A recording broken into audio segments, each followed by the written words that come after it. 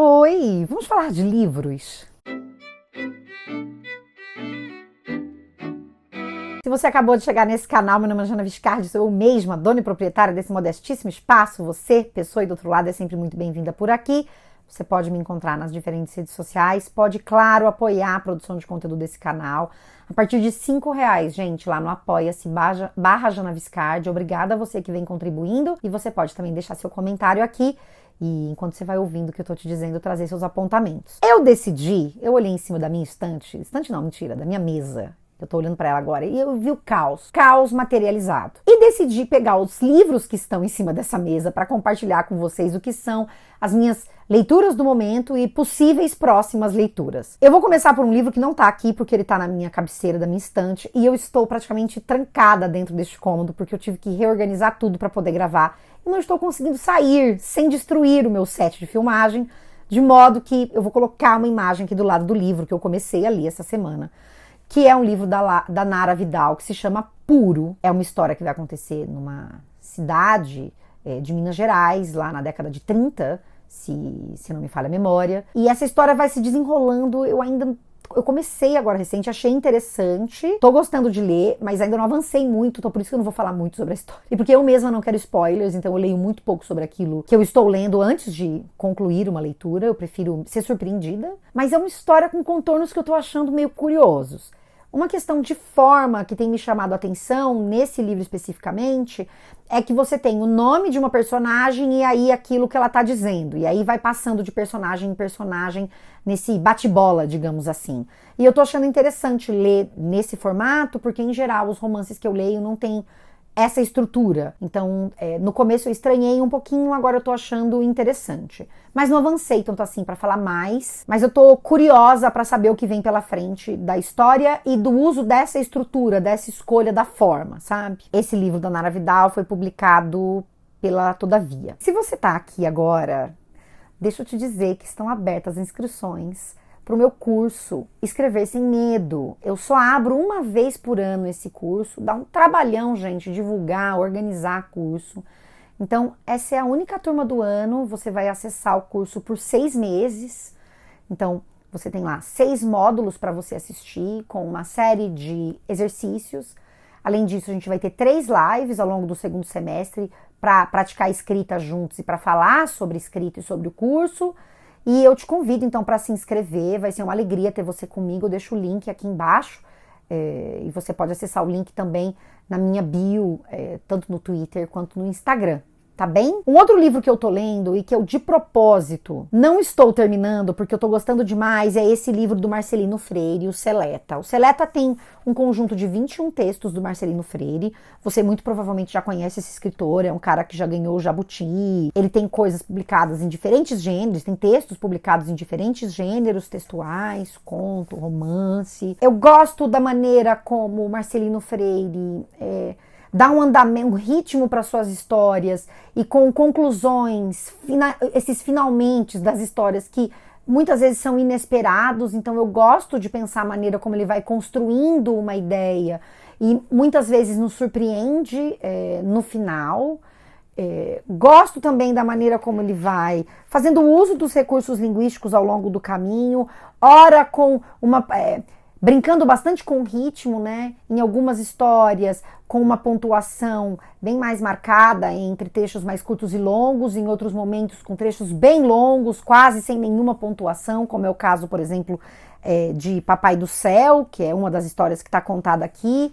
Então, é muito interessante ver a maneira como ele vai brincando com esses recursos linguísticos ao longo dessas histórias que são tão diferentes, que se encontram na figura do Marcelino Freire como escritor, alguém que é muito conhecido, bastante reconhecido no Brasil, e inclusive tem um projeto muito interessante de escrita, uma formação, um curso, e ele, sabe que ele organiza um evento em que ele oferece um prêmio que se chama Toca Literária, e uma escritora que eu gosto muito teve o primeiro livro dela publicado a partir desse projeto, a partir desse prêmio, que é Helena Machado. E ela foi uma das escritoras que participou desse projeto e teve o primeiro livro dela publicado a partir desse prêmio. O Seleta foi publicado pela editora José Olímpio. E aí, numa coincidência, de verdade é uma coincidência, porque eu já estava lendo Marcelino Freire, mas eu recentemente me deparei com a escrita da Calila das Mercês. Esse livro, Planta Oração, ele ganhou esse prêmio do Marcelino Freire no mesmo ano que a Helena Machado. Então, são as duas ganhadoras que teriam, então, os livros publicados pela editora Nós. E eu tô gostando demais, eu tô encantada com aquilo que eu comecei a ler. A Calila das Mercês, ela é poeta, ela é jornalista, tem doutorado em literatura, ela tem textos publicados em diferentes lugares, tá? Então, esse é o primeiro romance, mas... Oiê, eu tô editando aqui o vídeo e vi que eu falei primeiro romance, e não é primeiro romance, é primeiro livro de contos. Ela tem outros textos espalhados por aí, tá? E isso é um ponto também muito importante, né? Quando a gente tá falando dessa escrita que vem num livro, como um romance ou um conjunto de contos, isso não significa que a escrita daquela pessoa se reduz àquilo ali, né? Obviamente. E é o caso, por exemplo, da Calila, né? Das Mercês.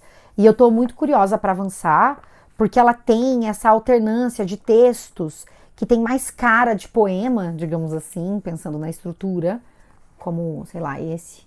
Acho que não vai aparecer. Não vai aparecer. Chuvento, nuvem, nuvem, vento, vento, folhinha, folha, flor, ganha, galha, flor, folha. E aí tem essa mistura entre poemas e outros textos que não são poemas, contos, enfim. A gente deixa a teoria para os teóricos, eu sou só uma leitora interessada. Então eu estou muito animada para essa leitura da Calila das Mercês. E achei muito legal também essa coincidência desses dois escritores que se conhecem estarem participando da minha mesa também. A gente não se conhece, viu, gente? Mas eu adoraria conhecer vocês. Um outro livro que está em cima da minha mesa é de uma escritora que eu leio bastante, eu gosto muito do que ela produz. E ela foi ficando muito conhecida no mundo, claro, mas no Brasil ela teve uma hype também. Que é a Annie Ernaux, ela ganhou o prêmio Nobel, inclusive de literatura, esteve na Flip, que é a Feira Literária de Paraty, há alguns anos. Eu gosto muito do que ela escreve, gosto da maneira como ela mistura a história do mundo, da França, enfim, e a história dela, e eu tô muito animada para começar. Veja que eu tenho outras coisas lendo, então essas coisas vão se intercalando, mas tô muito entusiasmada para a leitura desse livro. Por último, mas não menos importante, este livro da Planeta, minha editora. Você inclusive, já comprou meu livro? Vou deixar aqui o link para você ir lá comprar meu livro, porque eu vi que ele estava até em promoção um dia desses. Então, a Planeta, que é a minha editora, acabou de publicar o livro da Júlia Miara, que chama Deusas, Bruxas e Feiticeiras. Histórias de quando Deus era mulher. A Júlia, ela é professora, ela é também terapeuta, e neste livro ela vai nos contar sobre as mulheres e a importância das mulheres para a história do mundo. Não é mesmo? Achei que cabia esse livro no mundo. Não cabe esse livro no mundo, assim como tantos outros? E aí a pergunta que ela vai fazer aqui é: como e quando essa sabedoria das mulheres passou a ser ligada ao mal, essa coisa da bruxa, que tem que ser queimada, que não pode existir, que... Entende? Achei interessante, porque ela vai pensar a partir disso como é que essas figuras femininas vão sendo apagadas da história. Você não acha que você devia ler esse livro? Então, estou aqui com essas histórias para ler, tô entusiasmada, tô contente de estar com esses livros em mãos. A gente tem tanto a descobrir, gente, e a leitura é um lugar de muita descoberta desses mundos que nos propõem essas pessoas que escrevem. Você veja que aqui eu trago livros de ficção e não ficção, e em sua maioria livros brasileiros, de gente do Brasil, contemporâneos, pessoas que estão produzindo agora, porque tem sido assim um interesse meu olhar para aquilo que as pessoas estão produzindo hoje. Isso não apaga a leitura de clássicos, a leitura de livros de outros tempos.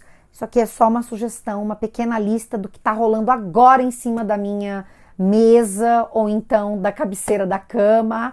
Você pode aí compartilhar o que é que você está lendo. Vamos ver se a gente tem coisas em comum. E a gente se vê muito em breve.